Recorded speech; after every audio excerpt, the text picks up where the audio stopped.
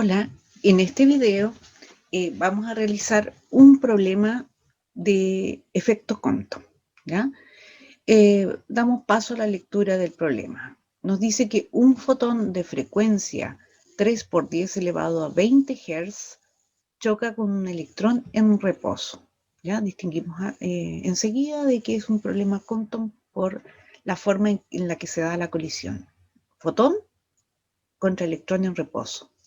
El fotón dispersado sale en una dirección perpendicular a la dirección de movimiento del fotón incidente. ¿Qué tenemos que calcular? La energía del fotón dispersado en megaelectronvoltios, la dirección de movimiento del electrón después del choque respecto a la dirección del fotón incidente, y tenemos que calcular la longitud de onda de de Broglie en Armstrong de la onda asociada al electrón después de la colisión. ¿Ya? No hemos visto la teoría necesaria como para poder calcular la longitud de onda de de Broglie aún, pero igual vamos en el video a incorporar su resolución. Pasamos entonces a compartir la solución y fíjense que los datos que tenemos no son muchos. ¿Qué tenemos como dato?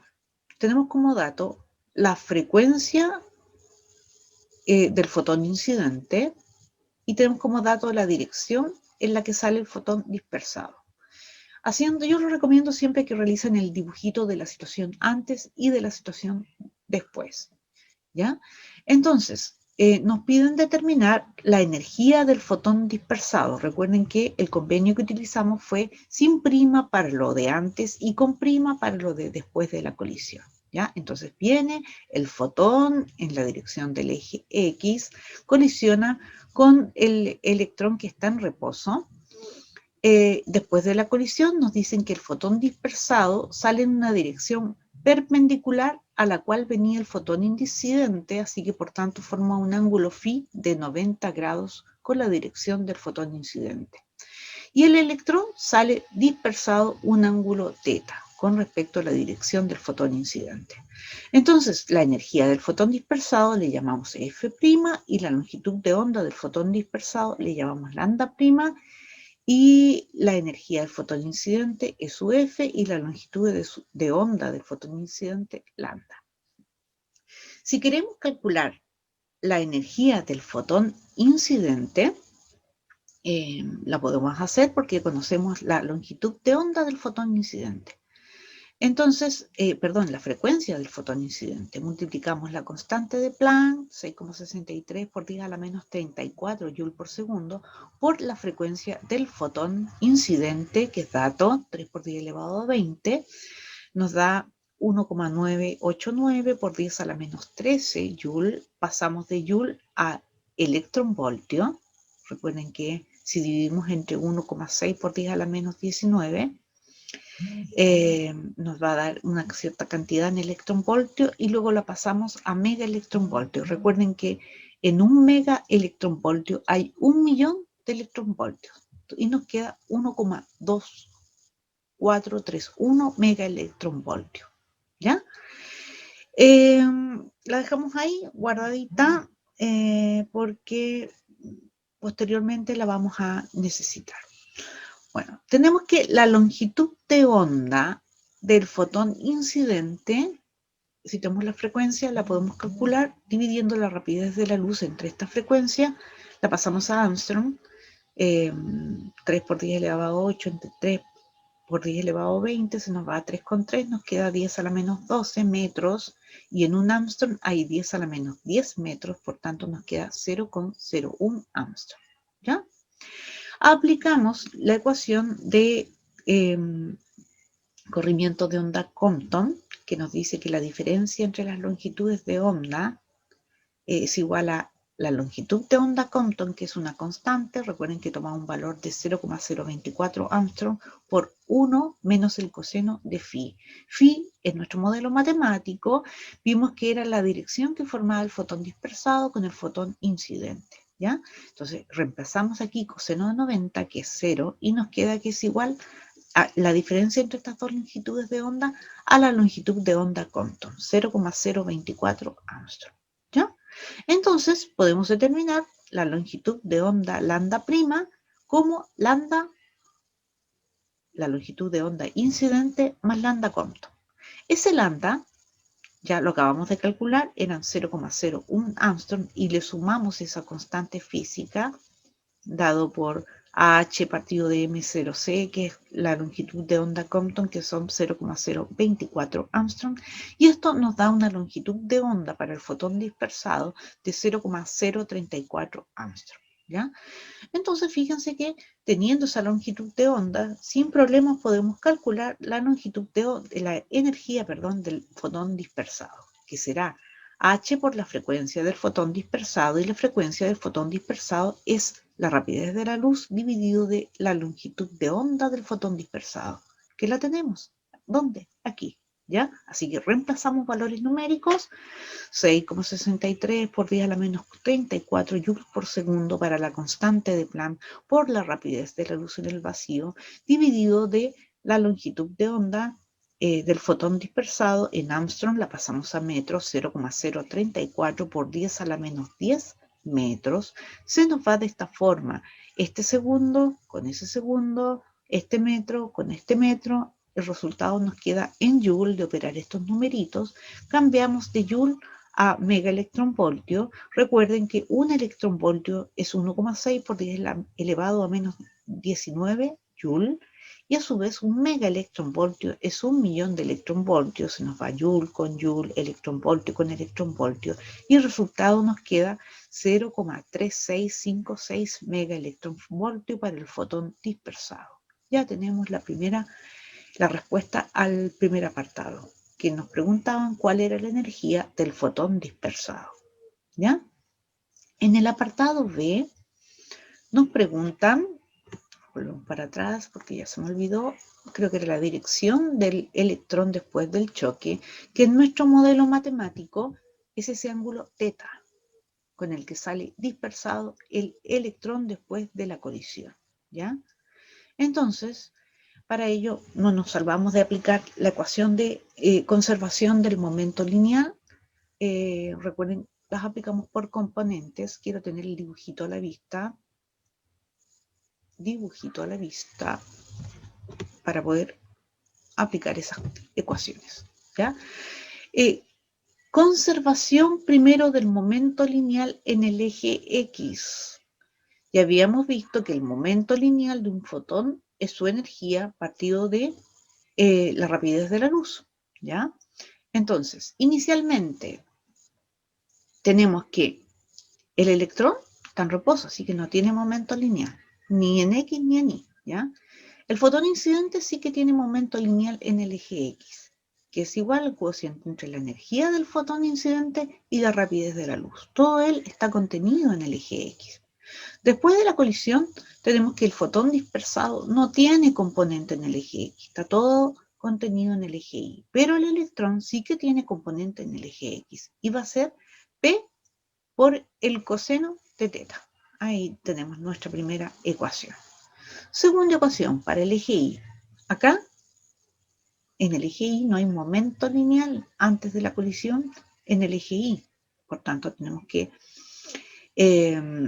0 es igual a, este sí que tiene, ¿cierto? Será E sub F' partido por C, todo el mismo contenido en el eje vertical, menos P por el seno de teta. Todo eso es igual a 0. Así que si es igual a 0, pasamos el término negativo al otro lado de la ecuación y nos queda que la energía, el momento lineal del fotón en el eje Y dispersado, que es E sub F' partido por C, es igual a la componente del momento lineal del electrón en el eje Y, que es P por el seno de teta. Si multiplicamos ambas ecuaciones por C, nos queda P por C coseno de teta es igual a E sub F. Y aquí nos quedará P por C seno de teta es igual a F. Fíjense que si dividimos la ecuación 2 entre la ecuación 1, tenemos una relación, se nos va P con C, y nos queda seno de teta partido del coseno de teta, y eso es la tangente de teta. Va a ser igual entonces, si dividimos ambas ecuaciones, la ecuación 2 entre la ecuación 1, nos queda que es igual al cociente entre la energía del fotón dispersado y la energía del fotón incidente. ¿Ya? Coloco la energía del fotón dispersado en megaelectronvoltio, aquí la tenemos, 0,3656 megaelectronvoltios, y la divido por la energía del fotón incidente, esa que no se sabía para qué la habíamos calculado, pero la teníamos ahí guardadita, ¿ya? Que es igual a 1,2431 megaelectronvoltios. La unidad es la misma, se nos va, así que nos queda que teta va a ser el arco tangente de este cociente. Si ustedes hacen esa operación, el valor de teta que les va a dar es 16,39. Por tanto, tenemos respuesta ya para nuestra segunda pregunta, que era ¿cuál es la dirección con la que sale el electrón dispersado? ¿Ya? Tercer apartado. Nos preguntan por la longitud de onda. ¿De quién? Bueno, la longitud de onda de de Broglie, ya sé que no hemos visto esta parte de la teoría, es la longitud de onda asociada a partículas. ¿Ya? A ver, les cuento un poquito. Así como la luz tiene una naturaleza dual, donde se puede comportar como onda. Todo depende del experimento a la cual la sometamos, ¿ya? Y eso está probado a través de, no sé, pues, fenómenos como la interferencia, ya sea constructiva o destructiva, la reflexión, la refracción, la polarización. La luz cumple, digamos, esas, se puede polarizar, se puede reflejar, se puede transmitir o refractar, se puede lograr con ella interferencia. Todos esos fenómenos son típicos de una onda, ¿ya? Pero en aquellos experimentos en los cuales nosotros a la luz la hagamos colisionar con partículas, interacción de luz con materia, en ese caso la luz se va a comportar como un corpúsculo, ¿ya? Entonces, obviamente la luz tiene una naturaleza dual. Eh, eh, entonces, de Broglie, ¿qué fue lo que dijo? Bueno, y las partículas, le dio vuelta como al argumento, ¿no? Y las partículas, ¿ya? ¿No se podrán comportar también como ondas? Y la respuesta era sí, ¿ya? Las partículas, eh, obviamente que son, el efecto más notorio lo podemos encontrar cuando esas partículas son muy, muy, muy pequeñas, ¿ya? Bueno, en ese caso sí que las partículas, como por ejemplo el electrón confinado en una órbita, sí se pueden comportar como ondas y tienen asociada una longitud de onda. Y esa longitud de onda se le llama longitud de onda de de Broglie, ¿ya? Se puede demostrar que esa longitud de onda, así como antes habíamos visto, de que para el caso del fotón,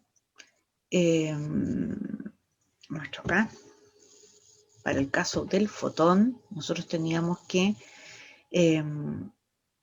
el momento lineal del fotón es h partido por lambda. Si nosotros despejamos aquí lambda, nos queda que es h partido por p.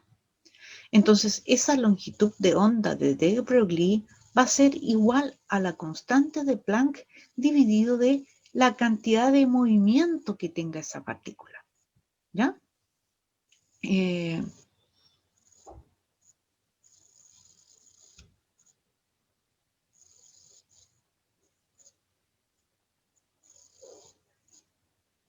Estoy buscando el documento. No sé dónde estaba.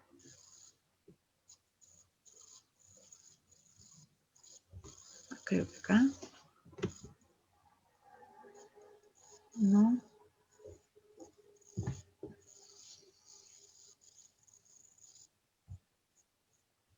Aquí. Ya, entonces,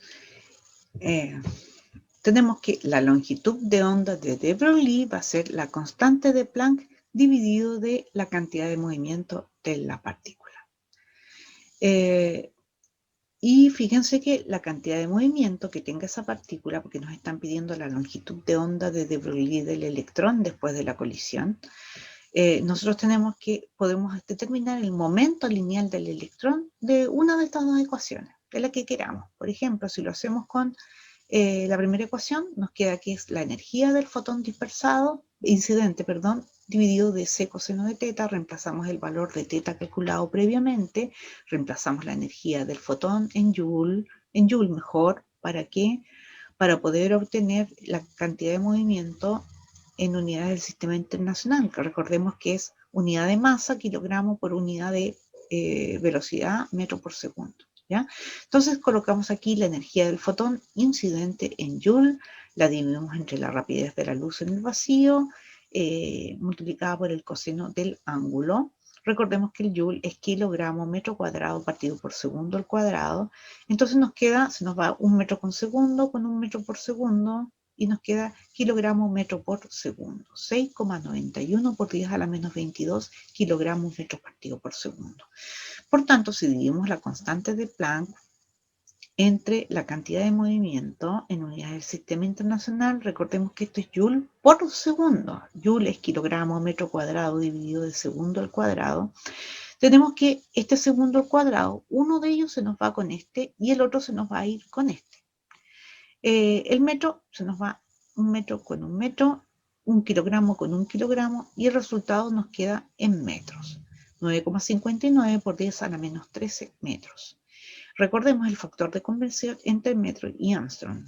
Un Armstrong son 10 a la menos 10 metros, por tanto esto nos queda 0,00959 Armstrong, que más o menos tiene esa longitud de onda, tiene más o menos el orden de magnitud del tamaño atómico.